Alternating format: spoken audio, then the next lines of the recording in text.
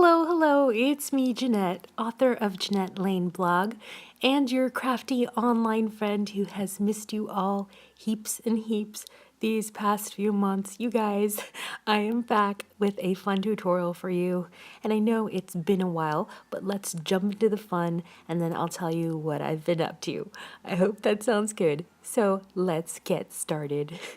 In this tutorial, I wanted to share how to create this tropical hot pink flamingo bag using Lindsey Serata for Sizzix Flamingo Bag. And I filmed this video a while ago, but I'm finally getting around to uploading it. I'm so proud of myself. As you can see from the die image, this is a Sizzix Bigz Pro die, and so you're going to need a die cutting machine that has a platform that's 12 inches wide to cut all the pieces. Now the Sizzix Big Shot Pro is what will fit this die. And I have cut the pieces off camera, and I used bold pinks, greens, and also blue cardstock because I was feeling extra tropical that day, and these colors really drew me in. And also these colors are great for upcoming Valentine's Day projects, maybe if you're feeling a little inspired to do some Valentine's Day crafting, then hopefully you get some ideas or inspiration from this tutorial. Here I'm assembling the bag by just folding the places where it's creased. And if you're new to dies and die cutting, some dies that need assembling like bags and boxes, they will most likely always cut and score your paper at the same time. So that's really helpful when you're putting stuff together like these complicated bags. I know it looks complicated and a little bit intimidating, but if you just score where you're supposed to score and use some tough tape like red liner tape to assemble your stuff, then you shouldn't have a problem. But if you need a closer look at assembling the bag, I will have a link for you below with the PDF instructions so that you can, again, take a closer look.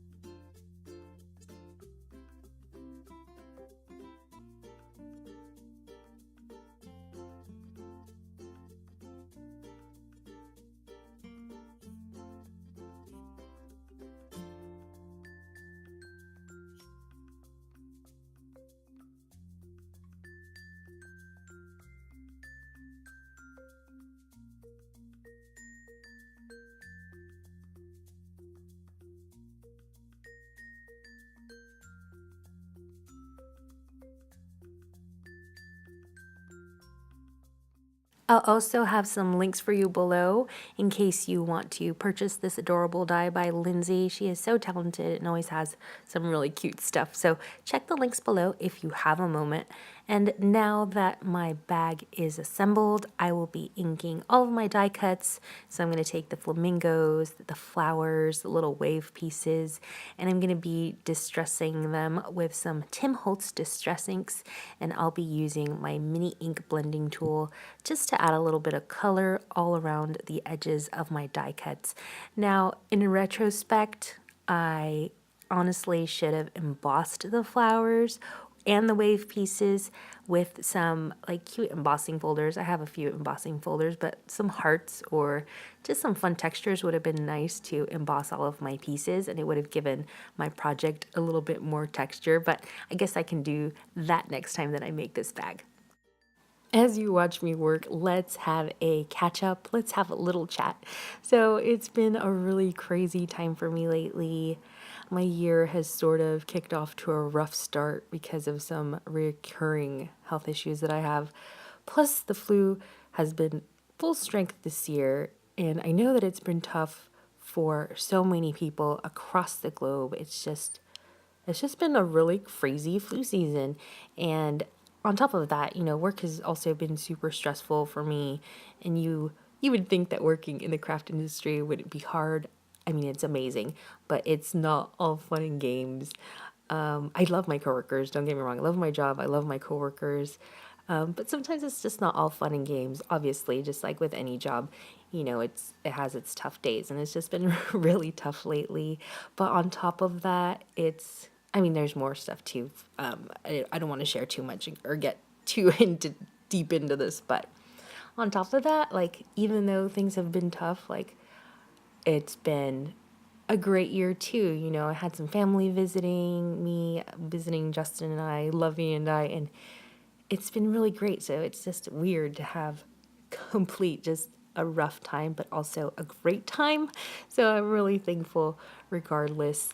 I'm also proud to say that I'm finally getting loads of tests done that I should have done a year ago, but I just kept putting off, like health tests. So those are all up and coming. So wish me luck and send me happy thoughts and prayers, all those good things my way. I would really appreciate it. But let me know how you've been. Like, let's catch up. Let me know in the comments. Is 2018 going good for you? Is it rough? Tell me all about it. I would love to know. I love hearing from you guys.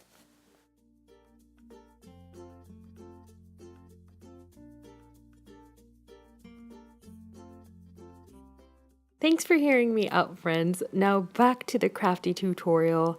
Now that my pieces are all inked up, I wanted to line them with some white ink, and I'm really loving the look of lining die cut pieces with pen. And usually you see projects like this or layouts lined with black pen, and I do love that, and I do that a lot in my traveler's notebook especially, and also my planner, but try white ink. Of course, you will need darker to work on darker colors, like darker cardstock, but I love the effect of white ink pen lines on bright, vibrant colors. I feel like sometimes the black ink when you're lining your pages or some kind of like element on your card or on like a bag like this, I feel like it would darken the project if I had used white, but I'm sorry, if I had used black ink, but because I used the white ink, it just makes it more, it just keeps the lightness of it, I guess the freshness, the tropical feel of it. So I'm really liking that. And I'm going to link my favorite white ink pen below so you can check that out. I think that everyone should own some white ink pens because they're great. I really love them.